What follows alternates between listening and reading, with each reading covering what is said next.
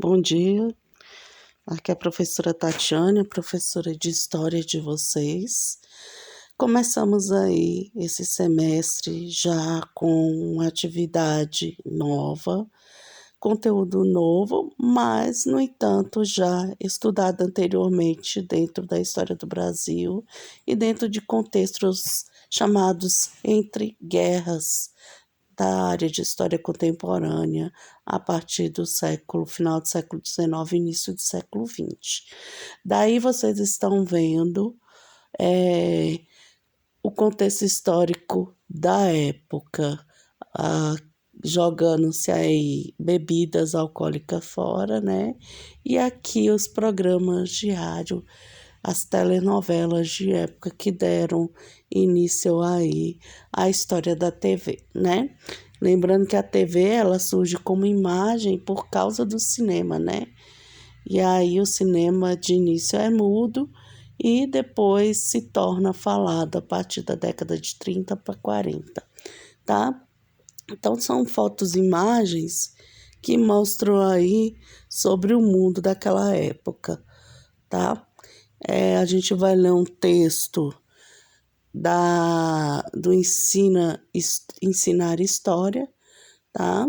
Sobre o mundo nessa década. Lembrando que no Brasil, nesse período, nós tivemos a transição da monarquia para a república, né? Presidentes que foram da transição entre a política do café com leite, né?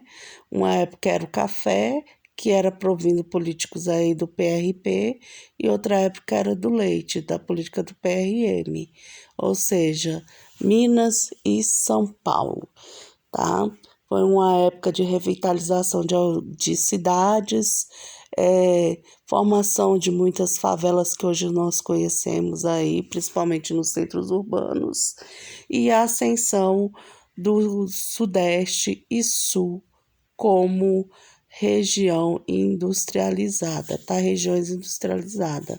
Centros urbanos se tornaram aí nesse período grandes setores industriais, como São Paulo e Rio de Janeiro, até porque pela questão da política e do cultivo agropecuário provindo do café.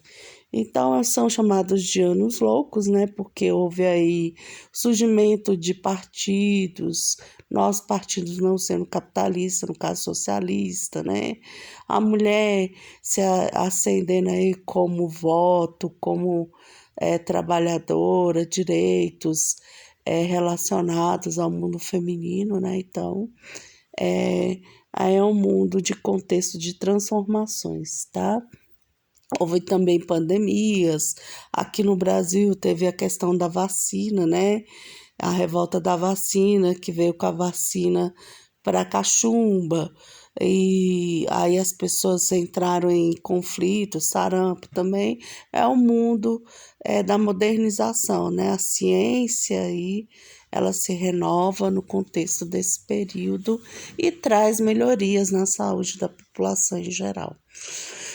Década de 20, os anos loucos, no caso do século 20, tá? Época de mudanças, de valores, de libertação da mulher, de festas grandiosas regadas à bebida alcoólica, apesar da lei seca que proibia a fabricação, havendo o transporte de bebida alcoólica nos Estados Unidos. A década de 1920 ficou conhecida como Anos Loucos. A juventude de 1920, chamada Direção Perdida pelo seu modo de vida alienada, saiu para a classe mais alta, né? A classe mais baixa sempre sofreu trabalhando, principalmente nessa época de pleno vapor da industrialização mundial, né? De geração perdida pelo seu modo de vida alienado e superficial. Foi retratado por Sinclair Lewis em suas obras Rua Principal, em 1920, que é a Backstreet, né? Babette, 1920, ou Babette mesmo, ou Baby, 1922, e por F. Scott Fitzgerald em O Grande Gatsby, 1925, que é um filme também que conta a história desse livro aí, tá?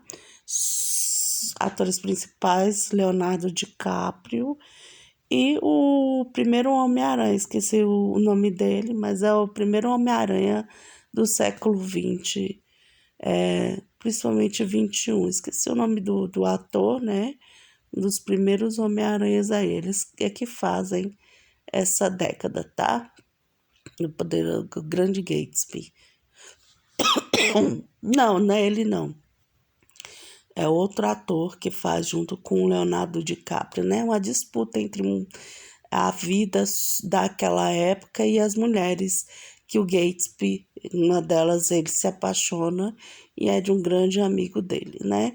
É o mesmo que faz Ramsés lá no Príncipe do Egito, com o Batman Begins, né? Que é aquele ator do Batman, não o atual Batman, mas o que fez as 3 gerações, as 3 fases do Batman.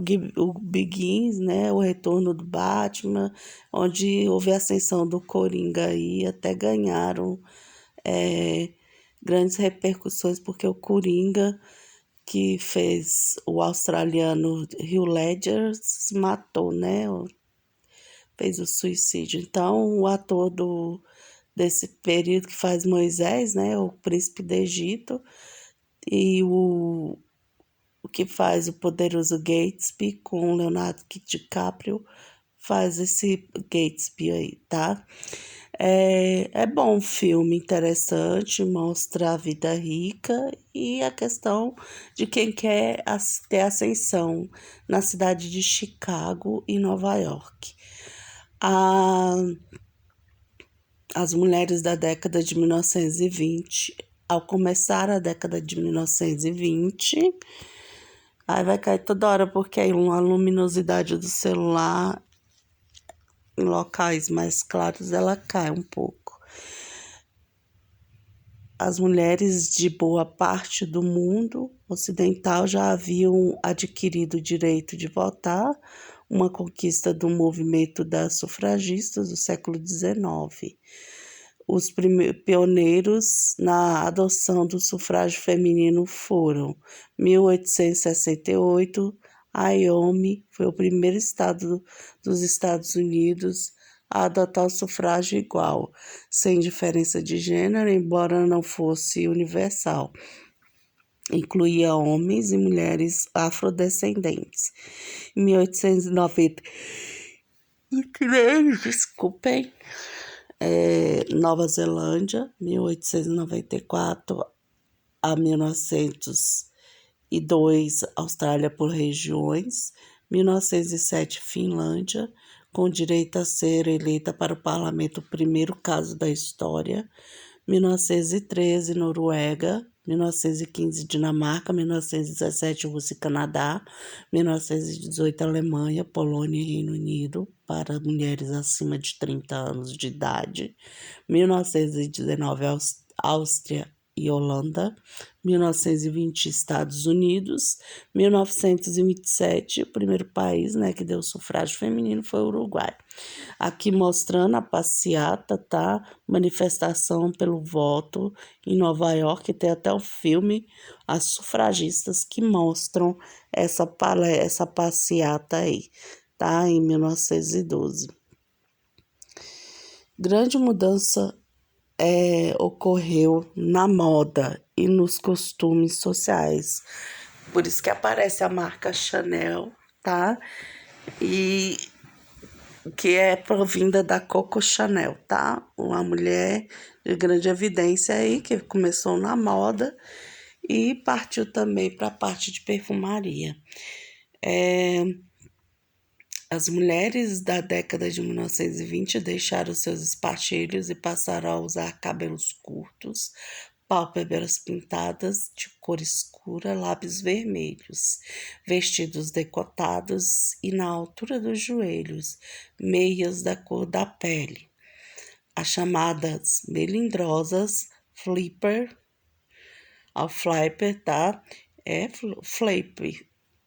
Iam à praia de maiô inteiriço, fumavam em público, dirigiam seu próprio carro e falavam sobre sexo. O Charleston, dança vibrante, com movimentos rápidos de pernas e braços, contagiou as jovens em festas e reuniões da alta sociedade do meio intelectual. Casais homoafetivos sentiram-se livres para se mostrarem. O jazz, ritmo de influências africanas, nascido em Nova Orleans, ganhou popularidade nos Estados Unidos e influenciou a música ocidental na década de 1920, marcado pela improvisação musical executada no sax e no trompete e também no piano, tá, gente? O jazz atraiu um enorme público para os clubes noturnos do Harlem, bairro em Nova York, de população afro-americana, na maioria. Ali se apresentavam bandas de jazz que projetaram artistas negros, como Duke Ellington e Louis Armstrong. Lançaram dançarinos negros, talentosos, que na maioria dançavam sapateado, gente, e abriram caminho para cantoras negras célebres como Billie Holiday. Amo quem puder escutar as músicas dela, super, uma mulher super explorada, foi prostituída, né? E viveu aí, hoje as músicas a dela até hoje são em plena ascensão, né? Ella Fitzgerald e Sarah Vaughan. Aqui tá mostrando as fotos do cenário de época, tá? A medição dos maiores na praia, né? O sensor da praia medido maiô de banhistas em Palm Beach, Estados Unidos, em 1925, à esquerda. Mulheres aprendendo, que a gente hoje chama de suquine, né? Que é o biquíni com isso que hoje é utilizado pelas nadadoras, né? Na época era a roupa ideal, entre aspas, né? Porque para muitos achavam um extremo absurdo, tá? 1925, mulheres aprendendo a dançar o Charleston, né? Aí fazia, mexia com os pés e as mãos, né? É uma música country que foi se misturando, né, e se transformou aí, dando origem ao Charleston, que depois foi dando origem a outros tipos de dança, principalmente o rock, tá? Um rock norte-americano de 1950.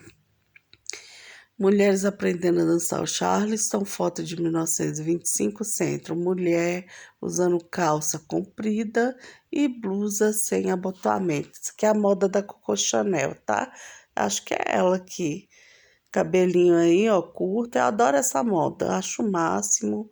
Batom vermelho eu amo. Sobrancelhas de cor escura, né? O negro, principalmente, para marcar bem a beleza feminina, né? Então, eu gosto muito dessa moda de 1920. Aqui é a mulher em plena ascensão, dirigindo seu Cadillac, né? E aqui as festas de época, que eram bailes, né? Não só nos Estados Unidos, isso acontecia em todas as partes do mundo. Lá estilo Louis Armstrong. Aqui a gente tinha o Trio de Ouro, né? Nós tínhamos a Carmen Miranda, nós tínhamos ainda a Chiquinha Gonzaga em Ascensão, Vila Lobos. Então a gente tinha aí no teatro, na música, as chanchadas, lá na Cinelândia. Então foi uma época muito rica na parte cultural. O carro e a libertação feminina. Mulher foram os primeiros símbolos da década de 1920. À direita, festas no Hotel Ritz, em Paris, onde os ricos da época se reuniam. 1921. Aqui, por causa da lei seca, né, barris de cerveja são esvaziados no esgoto durante a Lei Seca nos Estados Unidos, em 1920. Propaganda de geladeira em 1920, isso aqui no rádio, tá, gente? O rádio era o maior meio de comunicação até a década de 50, principalmente aqui no Brasil. Depois, com o advento da televisão, isso mudou, né? Houve mudanças. Cinema da década de 1920. O cinema tornou-se o lazer de multidões. Em 1927, vendiam-se por semana nos Estados Unidos 60 milhões de bilhetes. Em 1929, já eram 110 milhões. Foi a era de ouro de Hollywood. 1915 a 1925, o mais importante centro da indústria cinematográfica do mundo. Ali estavam os estúdios da Universal, da Fox, Paramount, Metro-Goldwyn-Mayer. E hoje aí, gente, são o quê? Os grandes canais, né? Da TV fechada aí, da TV paga, né? E o que aconteceu? Nessa década, o cinema teve um boom mundial, porque era uma novidade, né? Cinema mudo, e tinha um grande ator dessa época, comediante, né? Que é o Charlie Chaplin, que é copiado pelo Chaves, né? Pelo Oscarito, pelos atores brasileiros, né? O Chaplin é uma figura enigmática da época, com o seu personagem vagabundo. Os filmes eram mudos e traziam legendas que faziam a narração e o diálogo. A projeção era acompanhada de música ao vivo, por isso toda a sala de cinema tinha espaço para uma pequena orquestra ou, no mínimo, um piano. Entre as estrelas e os astros da década de 1920, destacaram-se Greta Garbo, Bibi Daniels, tá? Rodolfo Valentino, galã da época, Charlie Chaplin, com seu personagem Carlitos, e a dupla comediante, o gordo e o magro. Amo o gordo e o magro, o Lauro e o Red. No final da década, o filme Cantor de Jazz, 1927, com Al Johnson, lançou o filme Falado, mas ainda levaria um tempo para o cinema sonoro se popularizar e as salas de exibição continuaram mantendo um pianista para tocar durante a projeção do filme. Desenhos animados fizeram enorme sucesso de público. O Gato Félix, lançado em 1919, teve nos anos 20 seu período de maior popularidade. O personagem Mickey Mouse, criado por Walt Disney, foi lançado em 1928 em filme falado e logo se tornou um dos personagens mais famosos do mundo, o que deu origem aí ao que todo mundo sonha ir para a Disney. Então aqui nós temos o Charlie Chaplin com o filme O Garoto, né? E aqui a dupla super engraçada, amo sempre. Tem um canal do aberto, Rede Brasil, ele pega esporadicamente aqui na Ceilândia, né? Mas passa essas minisséries bem cedinho, 6 horas da manhã, amo assistir. Super engraçado, mostra o contexto da época, o mundo daquela época, você vê assim os costumes, é, é, a questão da classe mais alta, da classe mais baixa, como era tratado os negros, eu amo demais essa, esse período histórico, né, que é uma transição para o que nós somos hoje, né, esse mundo atual. Greta Garbo, né, a maior artista da época, e John Gilbert, no filme mudo Mulher de Brios, em 1928, e Rodolfo Valentino, em cena do filme O Filho do Sheik, de 1926.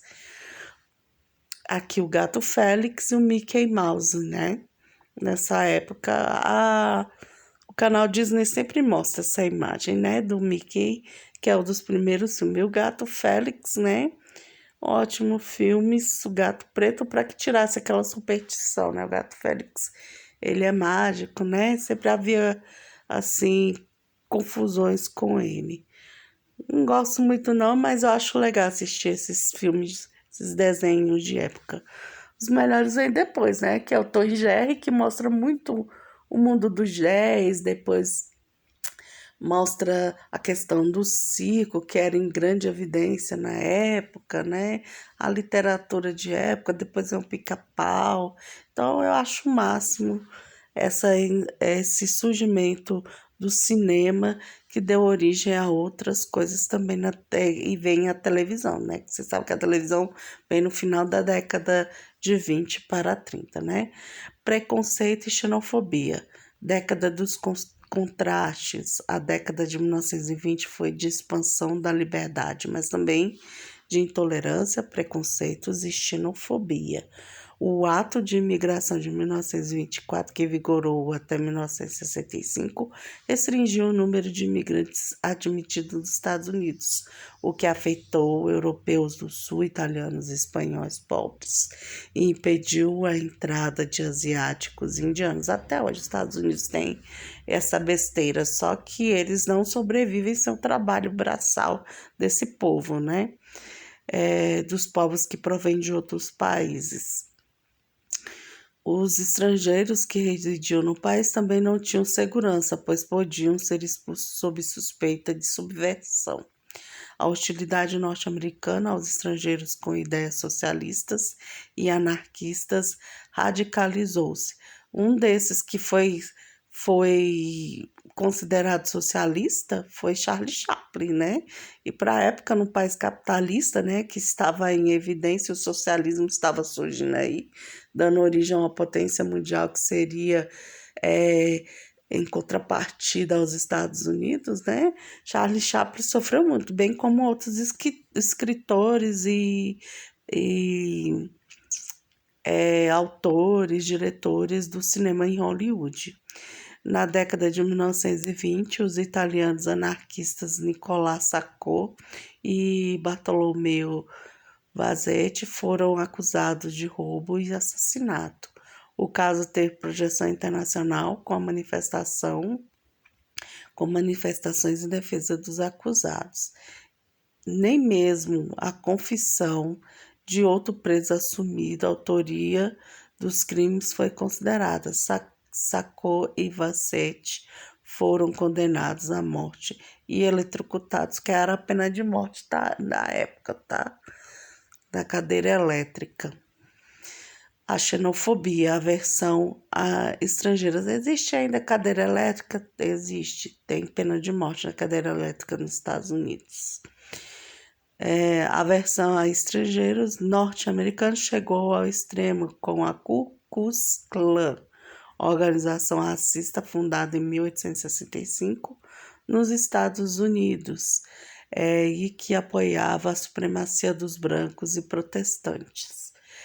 A KKK organizava expedições punitivas contra negros, judeus, católicos, imigrantes, sindicalistas, comunistas, praticantes de todo tipo de violência, da ameaça verbal à tortura física e ao assassinato. Estimava-se que, na década de 1920, a organização possuía 4 milhões de imigrantes.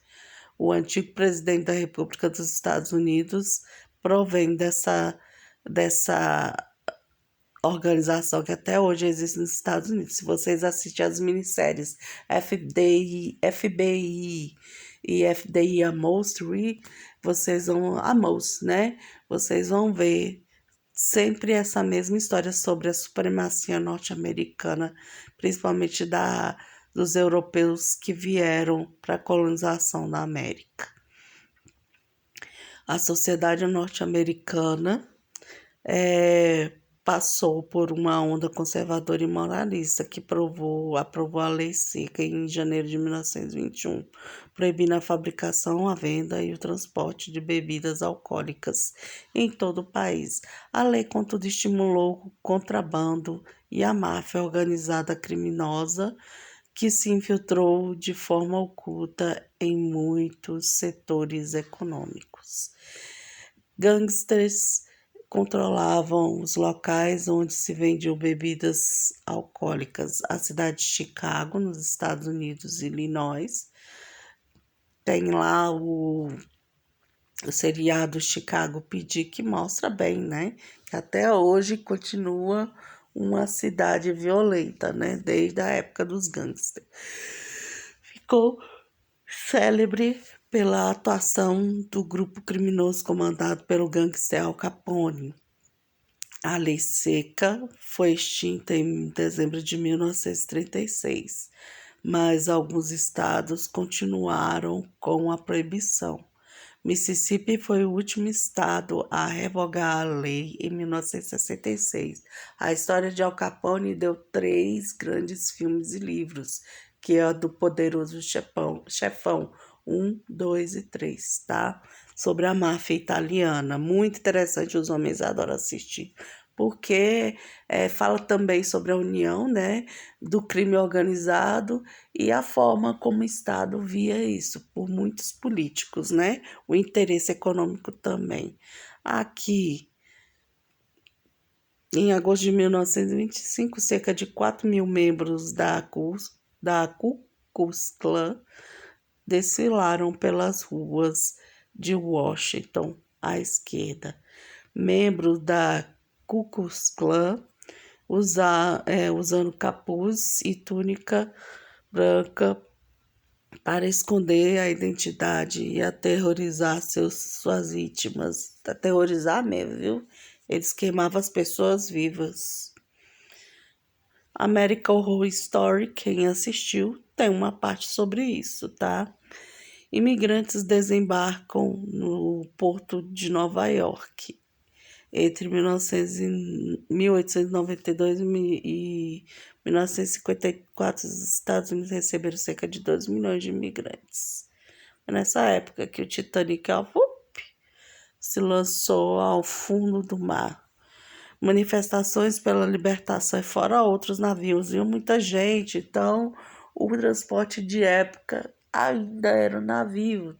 O voo comercial veio a ser utilizado a partir da década de 40. Então, o navio era o maior meio de transporte da época, e terrestre, entre um estado a outro, tinha os trens, né? As regiões a outra.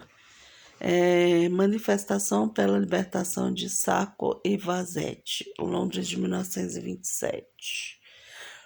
As fontes históricas estão aqui, Leandro Carnal, Estados Unidos.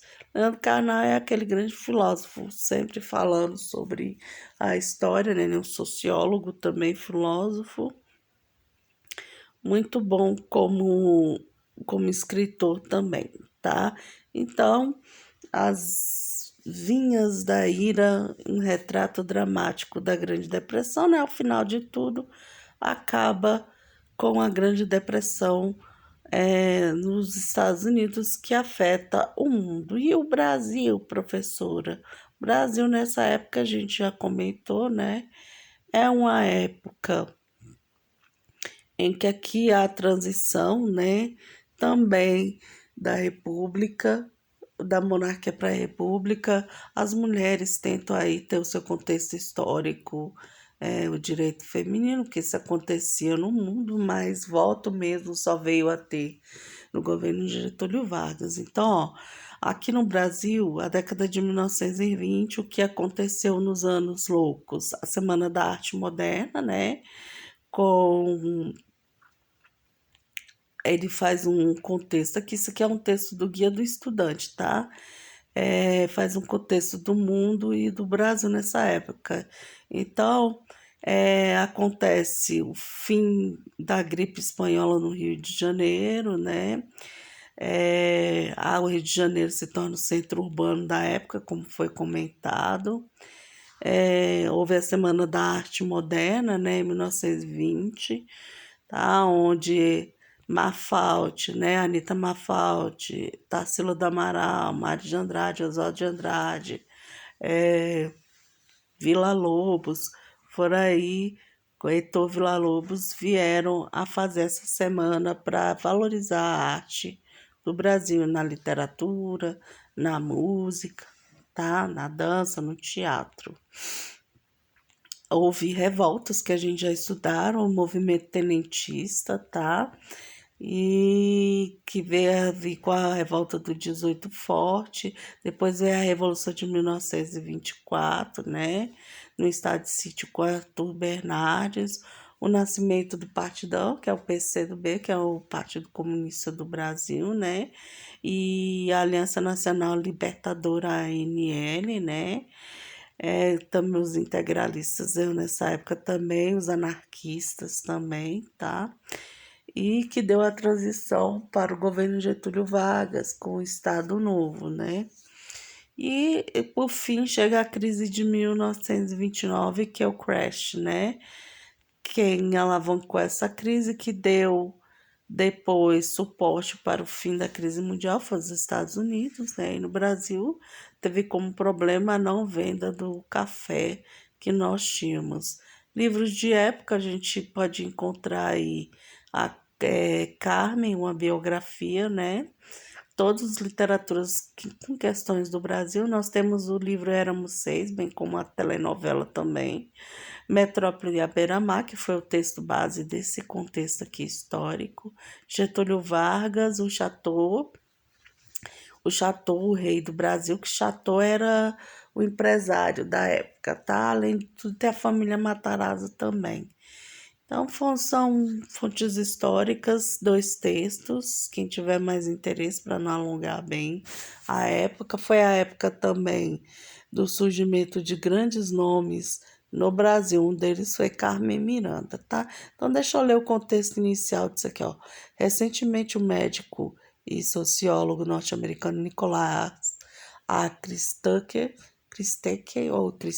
afirmou que em 2024 vivemos os loucos anos 20 do século XXI. Isso porque, segundo o pensador, a pandemia da Covid, a maior desde o fim da gripe espanhola, deve estar encerrada. E como aconteceu há um século e também ao final da peste negra, um novo mundo deve debutar. Por enquanto, obviamente, eis apenas a prospecção de um cenário futuro, mas é bom conhecer o que aconteceu no Brasil, sobretudo nas suas principais capitais, Rio de Janeiro e São Paulo, nos anos loucos do século passado, a década de 1920, menos estudada que deveria, foi determinada para a nossa história. Antes de contarmos um pouco a história, ler até o fim, aí eu li aqueles livros lá para vocês, né? Mostrei os títulos do livro. Aí vai falar sobre o fim da gripe, né? Do contexto de época, da história lá em Hollywood, era a região do teatro, né? E aqui era a Cinelândia. Então, ó, o fim da gripe espanhola. Para o jornalista Rui Castro, em Metrópole, à beira-mar, o Rio moderno dos anos 20, então que foi a cidade aí revitalizada nesse período, né? Mandaram-se os pobres do centro para os morros, né? Onde outrora foram antigos quilombos. A década de 1920 começou, na verdade, em 1919, precisamente no Carnaval, controlada pela gripe espanhola, que se abateu sobre a então capital república, como em nenhum lugar do país o Rio voltou às ruas para a festa que o simboliza.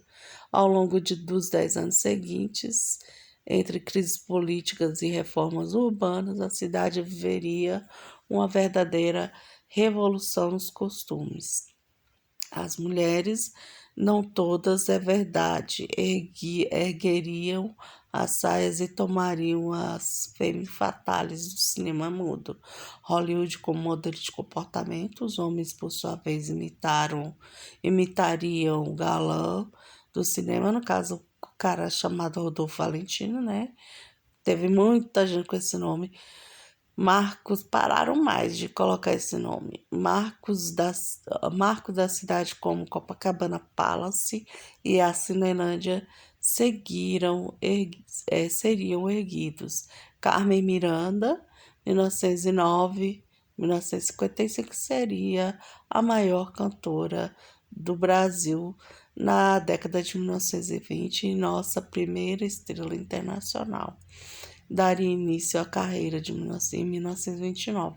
Temas como a sexualidade e as drogas entraram na literatura. Foi um momento em que a cidade começou a ser lançada. A Semana da Arte Moderna em São Paulo aconteceu naquela época, tá? Considerado evento paradigmático da cultura local e determinaria hoje a Semana de Arte Moderna de 1929, que tinha por objetivo superar o beletrismo e o academicismo, ou seja, tirar de dentro das universidades o que se produzia na arte, né? Que influenciavam parte de nossas artes e instituir não apenas como brasileiros, temas brasileiros, como uma modernização das línguas artísticas, hoje considerada história. A Semana de 1922 teve pouca repercussão na ocasião e hoje é super estudada, né? Tanto na ciência de códigos, como a arte e a literatura, né? Isso no ensino médio vocês vão estudar pra caramba. E precisou da chancela de artistas e figuras consagradas da cultura e da inteligência do Brasil para se legitimar na época. Apesar da participação de nomes como o maestro Heitor Villa-Lobos, maior compositor clássico do Brasil, a Semana de 1929 acabou marcada por seus personagens paulistas, como os escritores Mário de Andrade, Oswald de Andrade e as pintoras Anita Mafaldi e Tarsila Amaral. Então é aí a década de 20, uma pincelada bem resumida para não me delongar mais sobre esse vídeo, tá? E está aí um contexto histórico do período que a gente está estudando agora e vamos continuar lendo dentro de sala de aula. Não li o livro de vocês, estou lendo aqui a aula, fazendo a aula, para que vocês tenham um contexto histórico desse período tão interessante da época, tá? Um ótimo dia para vocês e até mais.